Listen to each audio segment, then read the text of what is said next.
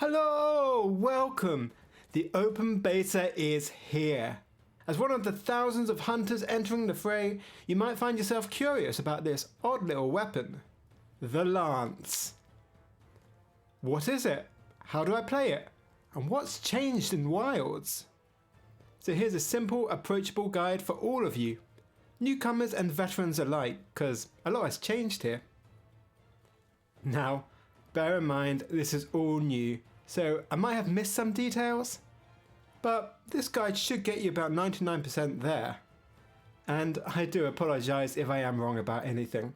In fact, if I am, why not leave a polite, helpful correction down in the comments below so we can all learn from each other and help each other out. Right, let's get going. And for all who are unfamiliar, why don't we start out by taking a look at what the Lance is typically aiming to do. Weapons like the Greatsword and the Charge Blade tend to aim for less frequent big bursts of damage output. On the other end of the spectrum, the Sword and Shield, for example, tends to encourage more frequent damage output, but is balanced by having lower damage per hit. The Lance is more like the latter, built for a continuous offense. It differs from the likes of Sword and Shield in how it mitigates damage. See, whereas most weapons rely on dodge rolling to avoid danger, the Lance obviously has a huge great shield, opting to tank attacks and hold your ground. Now, if you never had any penalty for doing this, you'd literally be invincible, and that doesn't make for a very balanced game. So, blocking attacks does cost some stamina, some chip damage, and sometimes some knockback. How much depends on the specific attack you're blocking. You'll notice that normal rolling is replaced by short steps, or hops. These can be used to avoid attacks, but typically they are used more offensively. Utilised to make micro adjustments to your positioning in order to target specific weak points. Right. The controls.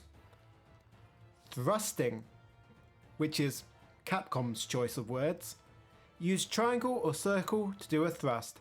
Circle aims high, triangle aims low. Use whichever one you think will hit. The game will number these according to how many you've done in a row. For now, let's concentrate on doing this in batches of 3. And you can mix and match high and mid thrusts to account for changes in monster position. If the monster moves slightly out of range, you can adjust with a step.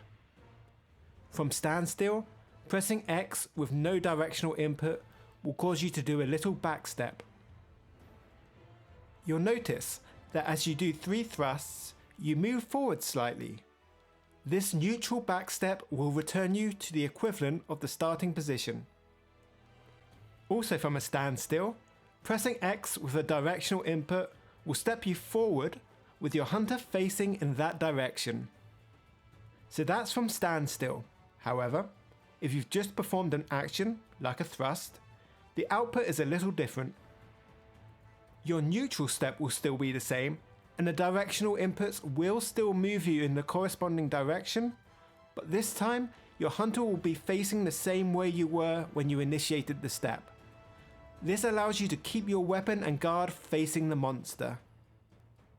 A helpful thing to note, in this circumstance, a backwards directional input with X will move you further back than a regular neutral step. Think of it a bit like a crucifix shape. Also important, after a step, the next thrust will restart the combo back to thrust 1. So, that's a mighty big shield you got there. Would be a shame to let it go to waste. So let's guard. Press and hold R2 to perform a guard. This can be done at any time in our thrusting combo route. Be careful though, you are only protected from the front and somewhat from the sides. If the monster's trying to slap your booty, you'll need to turn to face them. As previously stated, you'll potentially take some chip damage, some hit to your stamina, and incur some knockback. But it really depends on the move you're blocking. Also, if you don't have the required stamina, your guard will fail and you'll take more damage and you'll cry and everyone will be sad. When you have successfully guarded an attack, your hunter will react by pushing the shield forwards towards the monster, doing a bit of damage. This is your cue to enter in either triangle or circle to do a counterattack. Pressing triangle initiates a return thrust. This resets the combo, but takes the place of thrust 1, so your next attack will be thrust 2. For a more exciting alternative to the return thrust, press circle to do a payback thrust. I've been saying thrust a lot today. Feels weird. Now, payback thrust is new, and as far as I'm aware, there's nothing particularly special about it other than it being quite strong and flamboyant, so it's quite cathartic. And for getting started, I think that's all you need to know. Not too complicated in reality. There's tons more to learn, lots of nuance and differing options, but this should get you up and away learning some muscle memory. If you ever need to heal, perhaps you're down to about 30% health, find a safe time to sheathe your weapon by holding down R1 and take a potion or two. After all, the chip damage can really add up. The next section discusses some more advanced options. This might be quite a lot to take in, but just pick a couple of things at a time and incorporate them into your hunt. Now, as your resident lance instructor, I feel obliged to warn you that Dushagama has an attack that cannot be blocked. Or at least, I've not figured out how to. It has a long wind up where he stands on his legs, so when you start to recognize that, quickly sheathe your weapon and start kiting in a circle around him. It's really annoying that they included that in the demo where you can't get access to something like guard up, but hey, at least it is avoidable when you recognize it early enough. Now, it's at this point that veterans might be wondering, what happened to my counters? Well, this has been streamlined out. When you think about it, those old counters were nothing more than just an automated block and strike anyway. So now that guarding is quicker and safer, this has been simplified into a manual block and strike. Now, you remember how I mentioned that you're vulnerable from the back while guarding? Well, not with a power guard. While guarding, simply press circle and keep R2 held down. Your stamina will drain quickly. If hit with an attack, the stamina drain will stop momentarily and you'll be protected from any direction. Also, your knockback will be reduced. You'll then manually decide when to retaliate with a mid thrust with triangle and no directional input, a payback thrust with circle, a dash attack, which we'll cover later, with triangle and circle, or a guard dash with triangle and a directional input. Okay, if you know a long-term lance main, give them a hug. They are probably feeling quite out of their element right now, as we are about to go where we never thought possible. Beyond Thrust 3. This is new territory. After the third thrust, we have two options. Press triangle to perform a triple thrust. This can be cancelled into a guard or a power guard even during the animation. Alternatively, you have the option to press and hold circle to begin a charge counter. You can only hold this down for a set amount of time, after which it will automatically trigger by itself, but the trick is that you want to manually trigger it yourself. As you release circle, there's a sweet spot where you can block an incoming attack. Now that takes a bit of luck because you need the enemy to attack you in that time frame, but if you pull it off, instead of it being a single charge counter, it will be a double charged thrust. Either way, be it the triple thrust or the charge counter, you'll return back to the start to begin your combo again. So here's a neat little thing. Observe the animation for when the guard is initiated. See that little circular motion? That's not just for show. There's a sweet spot in the motion where, if timed to coincide with the attack that's being blocked, the game will register this as a perfect guard.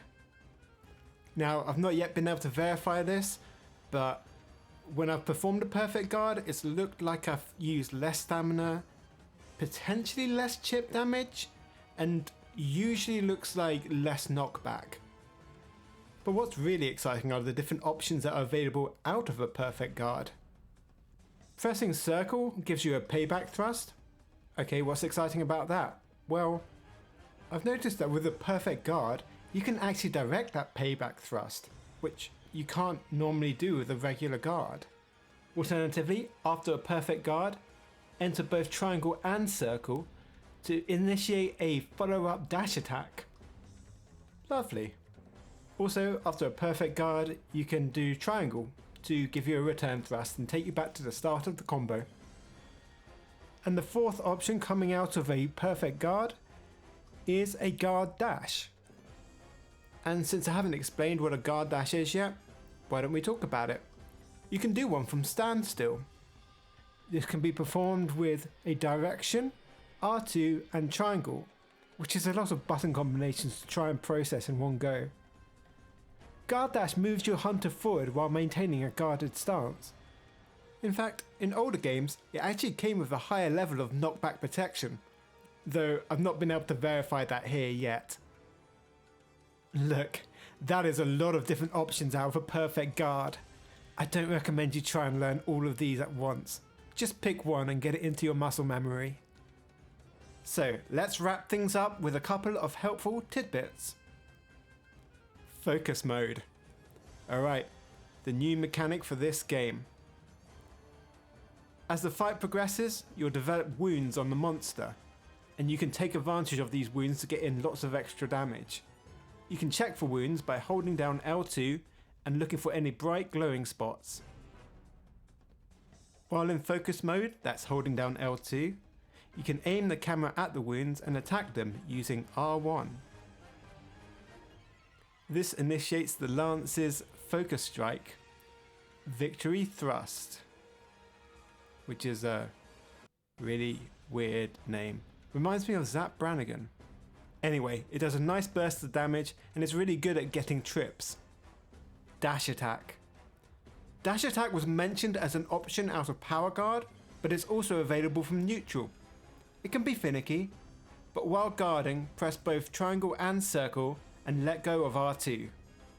Your hunter will charge forward lance first, doing chip damage to the monster as you rush past. You can finish this with an attack using triangle, or with a guard using R2.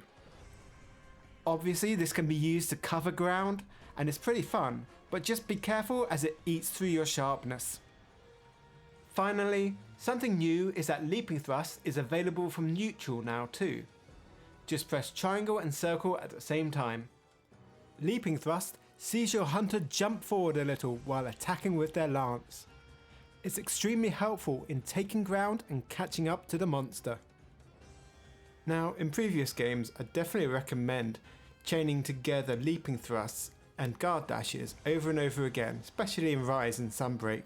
Trouble is here, I haven't been able to pull that off very consistently. Something about the controls makes it quite finicky, so I'd say don't worry about that right now. Well, I most certainly would have missed some stuff, and it's far too early to be discussing anything like optimal combos or motion values. But hopefully with this video, I've given you the tools to get out there and just give some stuff a try. If you like this video, please consider liking, sharing, or leaving an encouraging comment. It really helps. If you want some more Wilds and Monster Hunter retrospective content, then please subscribe. There'll be plenty more reflection on this open beta, and plenty more to look back on the 5th generation. In fact, I've got a Rise monster tier list in the works as we speak. Thank you so much for taking the time to watch this video. I really hope it was helpful, and I'll catch you on the other side.